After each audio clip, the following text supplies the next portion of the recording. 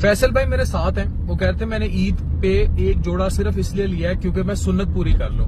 तो फैसल भाई ये जो आजकल रश है शॉपिंग मॉल्स पे, मैचिंग जूते, मैचिंग कपड़े, मैचिंग हर चीज, इवन बच्चों के जूते तक मैचिंग, ये क्या है? ये दिखावा है बस दिल को, अपने दिल को खुश करने के लिए कि जी मैंने एक ब्रांड की चीज ली है और महंगी चीज ली है और नई चीज ली है, और तो कुछ नहीं। वरना तो एक आप सिर्फ एक कोई सिंपल सा सूट लेके, और जैसे मैंने यकीन करे 1500 रुपए की आज जूती ली है सिर्फ इसलिए कि मैं एक सुन्नत पूरी करनी है कि जूती मुझे नहीं हो। भाई वो आप सुन्नत पूरी कर रहे हैं, खवातीन जितनी है वो फर्ज पूरे कर रही है कि उन्होंने रोजे रख लिए और वो फर्ज पूरे कर रही है कि भाई शॉपिंग मॉल्स रगड़ दो, बाहर बैठ के ये बच्चे संभालें और हर चीज मैचिंग होनी चाहिए, चप्पल तक मैचिंग होनी चाहिए, सूट के साथ हर चीज मैचिंग होनी चाहिए और रगड़ दें। तो वो आप सुनते पूरी करें, खवातीन क्या पूरी करेंगे?